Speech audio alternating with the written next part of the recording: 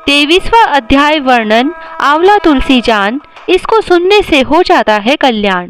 कार्तिक महात्म 23वां अध्याय। नारद जी बोले, हे राजन, यही कारण है कि कार्तिक मास के व्रत उद्यापन में तुलसी की जड़ में भगवान विष्णु की पूजा की जाती है।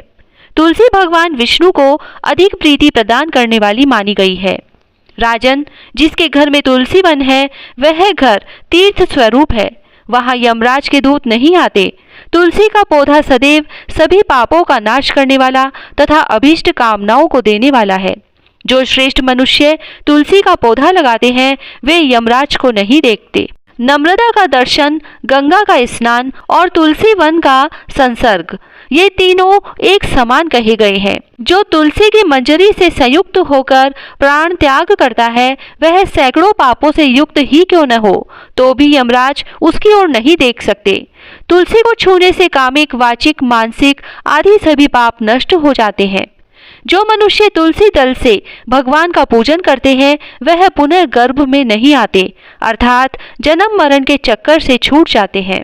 तुलसी दल में पुष्कर आदि समस्त तीर्थ, गंगा आदि नदियां और विष्णु प्रभृति सभी देवता निवास करते हैं। हे राजन, जो मनुष्य तुलसी के काष्ठ का चंदन लगाते हैं उन्हें सहज ही मुक्ति प्राप्त हो जाती है और उन द्वारा किए गए पाप उनके शरीर को छू भी नहीं पाते।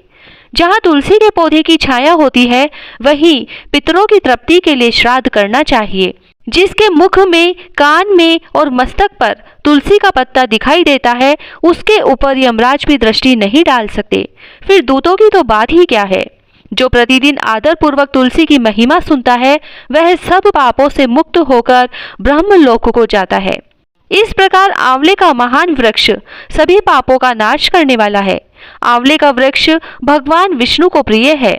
इसके स्मरण मात्र से ही मनुष्य गोदान का फल प्राप्त करता है। जो मनुष्य कार्तिक में आंवले के वन में भगवान विष्णु की पूजा तथा आंवले की छाया में भोजन करता है उसके भी पाप नष्ट हो जाते हैं।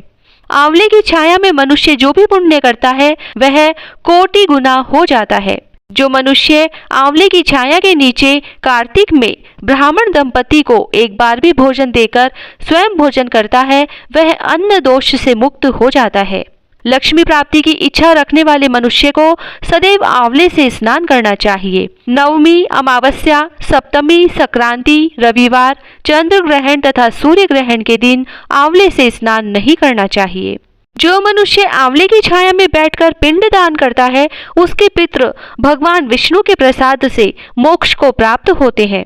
जो मनुष्य आंवले के फल और तुलसी दल को पानी में मिलाकर स्नान करता है उसे गंगा स्नान का फल मिलता है।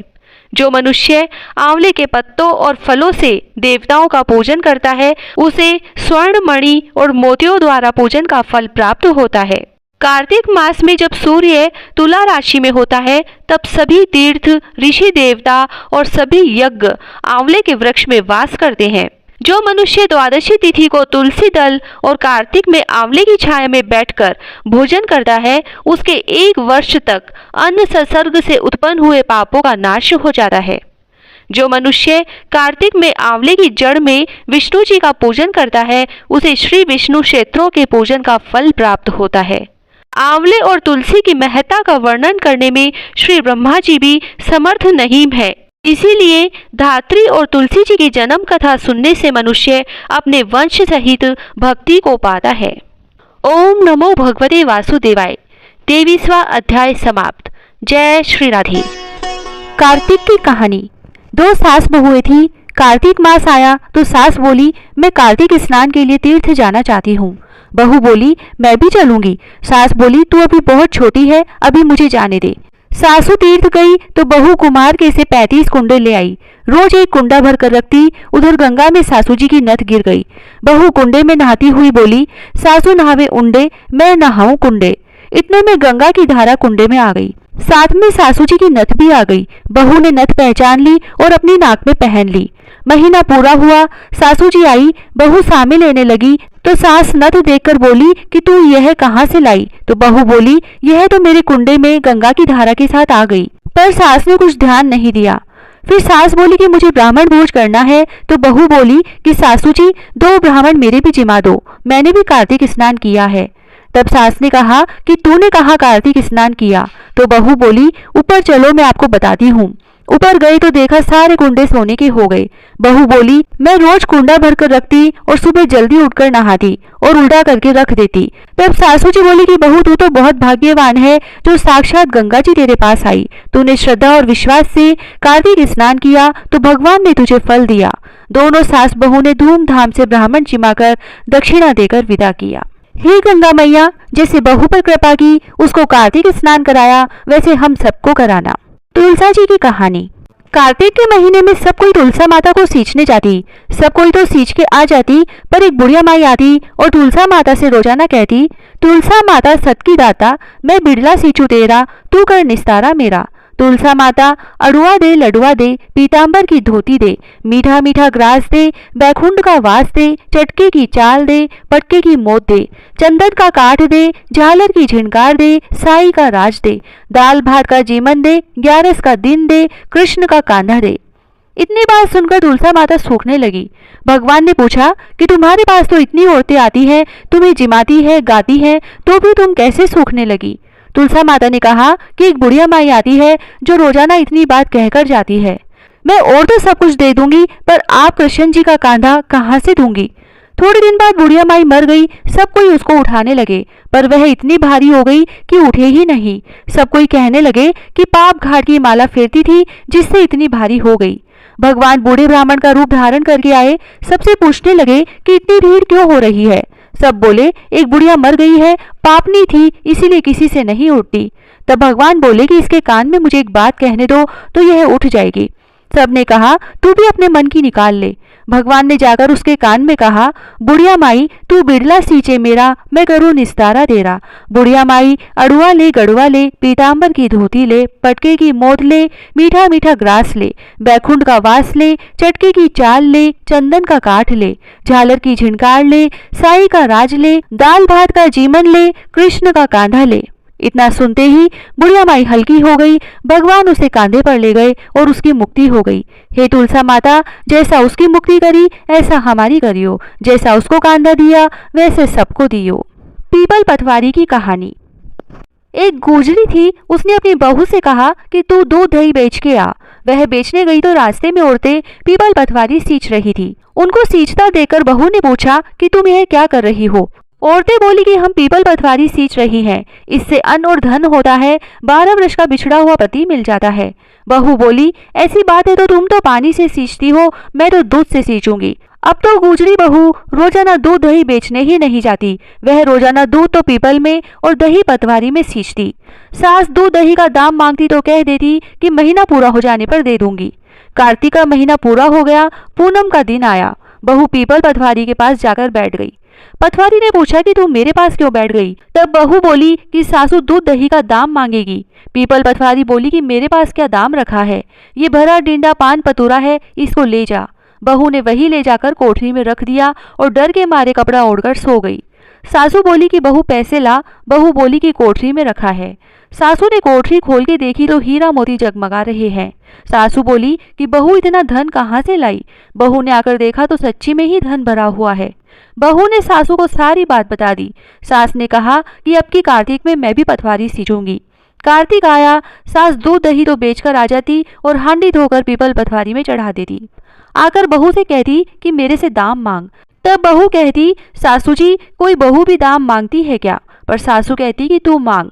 बहू बोली कि सासू जी पैसे लाओ, तो वह पीपल पटवारी के पास जाकर बैठ गई। पीपल पटवारी ने सासू को भी पान पतूरा भरा डिंडा दे दिया। उसने वही ले जाकर कोठरी में रख दिया। बहू ने खोलकर देखा तो उसमें कीड़े मकोड़े बिलबिला रहे हैं। बहू ने कहा, सासू जी यह क्या है? तब सास ने आकर देखा और बोलने लगी कि पीपल पटवारी तो बड़ी दोगली पटपीटन है, इसको तो धन दिया और मुझको कीड़ा मकोड़ा दिया। तब सब कोई बोलने लगे कि बहू तो सत की भूखी सींचे थी, तुम धन की भूखी सींची। हे पटवारी माता, जैसा बहू को दिया वैसा सबको देना, जैसा सास को दिया वैसा किसी को मत देना। विनायक जी की कहानी। एक बुढ़िया माई थी, वह मिट्टी के गणेश जी की पूजा करती थी। वह मिट्टी के गणेश जी रोज बनाती, रोज गल जाते। सामने एक सेठ का मकान बन रहा था तो वह वहां जाकर बोली कि पत्थर का गणेश बना दो। मिस्त्री बोले, जितने में हम तेरा पत्थर का गणेश गढ़ेंगे उतने में अपनी दीवार न चीनेंगे। बुढ़िया बोली कि राम करे तुम्हारी दीवार टेढ़ी हो जाए। अब उनकी दीवार टेढ़ी हो गई। वो बनावे और ढा देवे, बनावे और ढा देवे, इस तरह करते करते शाम हो गई। शाम को सेठ आया और उसने कहा, आज कुछ भी काम नहीं किया। तो मिस्त्री कहने लगे कि एक बुढ़िया आई थी, वो कह रही थी कि मेरा पत्थर का गणेश गढ़ दो। हमने नहीं गढ़ा तो उसने कहा कि तुम्हारी दीवार टेढ़ी हो जाए, जब से दीवार सीधी ही नहीं बन रही। सेठ ने बुढ़िया को बुलवाया और कहा कि हम तुझे सोने का गणेश मढ़ देंगे, हमारी दीवार सीधी कर दो। सेठ ने बुढ़िया को सोने का गणेश मंडवा दिया और सेठ जी की दीवार सीधी हो गई। हे विनायक जी महाराज, जैसे सेठ की दीवार सीधी करी वैसे सबकी करना। कहता न सुनता न हुकारा भरता ने सारे परिवार की रक्षा करना। हे कार्तिक महाराज, सबकी मनोकामनाएं पूरी करना, सबकी रक्षा करना। लपसी तपसी की कहानी। एक लपसी था, एक तपसी था। तपसी तो भगवान की तपस्या करता। लपसी रोजाना 1.25 सेर का हलवा बनाकर भगवान को भोग लगाकर टाली हिलाकर जीम लेता। एक दिन दोनों में झगड़ा हो गया। लपसी बोला मैं बड़ा, तपसी बोला मैं बड़ा, क्योंकि मैं भगवान की तपस्या करता हूँ। नारद जी बोले कि तुम्हारा फैसला मैं करूंगा। दूसरे दिन तपसी नहाकर आने लगा तो नारद जी ने 1.25 करोड़ का मुंदड़ा तपसी के आगे गिरा दिया। उसने आंख खोलकर देखा तो मुंदड़ा पड़ा था। उसने उठाकर पैर के नीचे दबा लिया और तपस्या करने लगा। उधर लपसी ने 1.25 सेर का हलवा बनाकर भगवान को भोग लगाकर टाली हिलाकर जीम लिया। इतने में नारद जी आए और दोनों को अपने पास बैठाया। दोनों पूछने लगे कि कौन बड़ा है। नारद जी ने तपसी से कहा कि अपना पांव हटा। पांव हटाते ही मुंदड़ा निकला। तब नारद जी बोले कि मुंदड़ा चुराने से तेरी तपस्या भंग हो गई है, इसीलिए लपसी बड़ा है। तपसी कहने लगा कि मुझे मेरी तपस्या का फल कैसे मिलेगा। नारद जी बोले कि तेरी तपस्या का फल कार्तिक नहाने वाली देंगी। सब कहानी कहकर तेरी कहानी नहीं कहेंगी तो कार्तिक का फल तुझे हो जाएगा। धोती देकर अंगोछा नहीं देंगी, सीधा देकर दक्षिणा नहीं देंगी, ब्राह्मण जिमाकर दक्षिणा नहीं देंगी, दीवा चास कर हाथ न जोड़े तो तेरा पुण्य होगा। कपड़ा देके बटन न लगावे, दाहिने हाथ नाड़ा बांधे तो सबका फल तुम्हें हो जाएगा। और इतना कहकर नारद जी चले गए। लपसी को फल लपसी ने हो जो, तपसी को फल तपसी ने हो जो, माँ की कथा कहानी को फल माँ ने हो जो। जय श्री राधे।